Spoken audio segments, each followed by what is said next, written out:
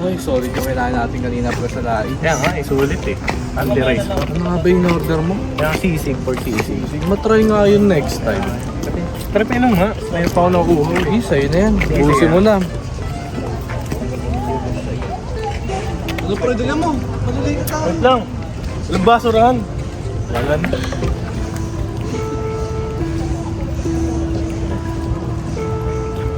Uy, tsaka yan.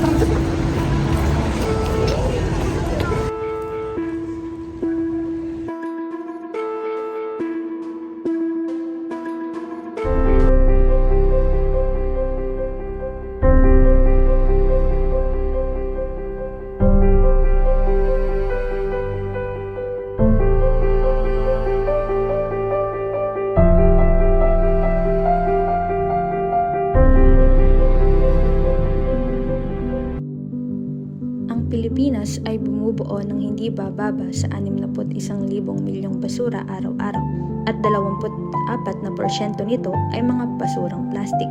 At ito ay ayon kay Environment Secretary Maria Antonia Yulo Loizaga. Ayon sa 2021 na ulat ng World Bank Organization, ang Pilipinas ay may 2.7 milyong mga basurang plastic taon-taon at 20% nito ay nahuhulog sa karagatan. Karamihan sa mga ito ay hindi na-recycle na single-use sachet.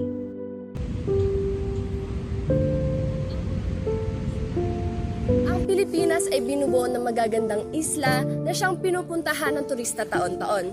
Subalit, sa pagiging irresponsable ng mga tao, hindi nila alam na ang isang simpleng bote ay makakapanakit ng likas yaman kagaya nito.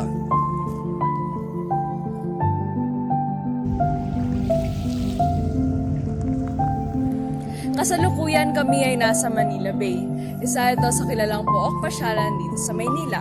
Sa dinami-rami ng basura, hindi natin alam baka isa sa mga boteng tinapon mo ay nandito.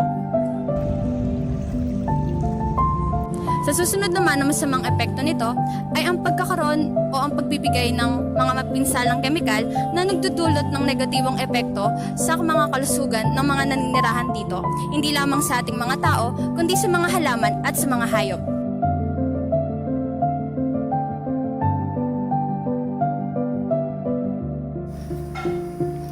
Ang plastic ay naituturing na lagayan ng mga kalakal araw-araw dahil sa ito ay mura kumpara sa iba pang uri ng packaging.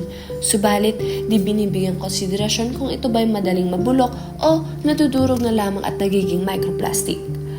May masamang dulot ang microplastic sa atin dahil ito ay napupunta sa mga pagkain gaya ng prutas, gulay, isda, iba pang uri ng laman dagat, asin at asukal. Subalit, hindi natin ito napapansin dahil sa liit nito. Ang microplastic na napapasok sa ating katawan ay nakakaapekto sa ating immune system at nagdudulot ng chronic diseases sa mga tao. Isa sa mga negatibo pang epekto ng pagdami at pagtapon ng boteng plastic ay ang pagbabara nito sa mga estero at kanal na nagiging pangunahing dahilan ng pagbaha, kagaya na lamang nangyayari dito sa Rojas Boulevard tuwing tag-ulan.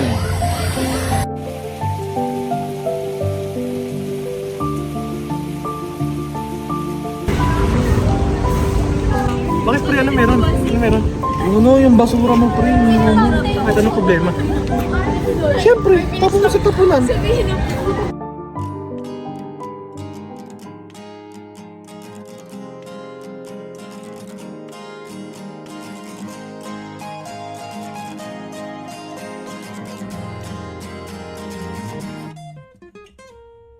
May iba't ibang uri o paraan upang maagapan ang lumalalang problema sa plastic. Isa na rito ang pagsulong sa kahalagahan ng pagbabawas o pagre-recycle ng plastic na bote sa pamamagitan ng pamalawakang pangangampanya upang maturuan ang komunidad sa magiging epekto ng plastic na bote sa ating kapaligiran.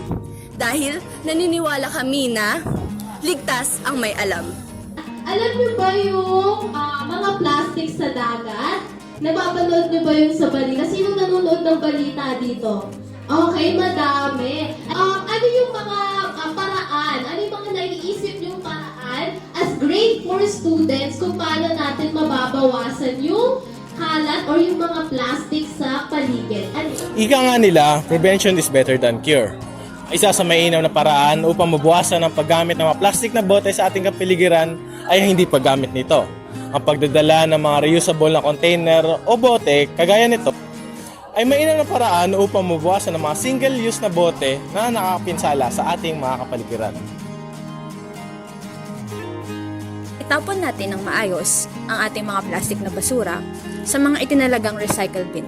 Ihiwalay natin ang mga nabubulok, di nabubulok, at ang mga recyclable na basura upang mapabilis ang pag-recycle. Sapagkat ang pag-recycle ay nakakatulong upang mabawasan ang mga kalat sa kapaligiran. Tulad na lamang nito.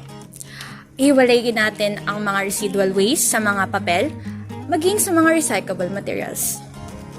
Dito naman sa food square, nakikitang may itinalagang basurahan para sa lahat ng uri ng mga bote at mga plastic.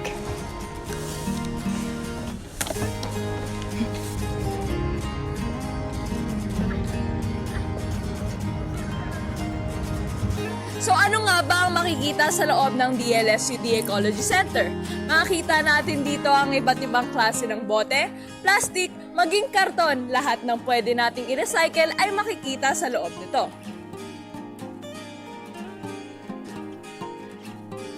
Ngayon naman ay pupunta na tayo sa classroom para gumawa ng isang proyekto gamit ang mga bagay na kinuha natin.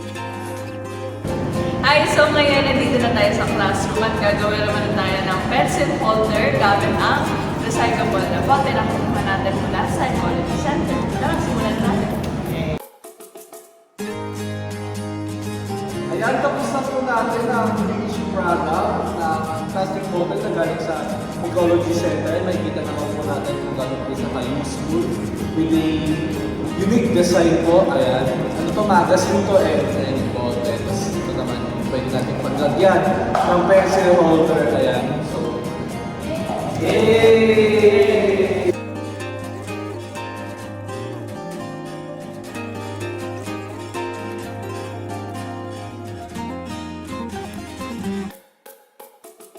Ang simpleng pagtapon ng maliit na basura ay tila pagkapuwing. Maliit, subalit napakalaking epekto ang katumbas. Sa kakaunting kabutihang ipinapakita, magbibigay ito ng magandang epekto sa kabuuan. Sa lahat ng gagawin, laging isipin ang maging kalalabasan kung ito ba'y magdudulot ng kasamaan sa pangkaramihan o magdudulot ng kabutihan. Laging papakatandaan na ang pagbabago ay magsisimula sa sarili mo.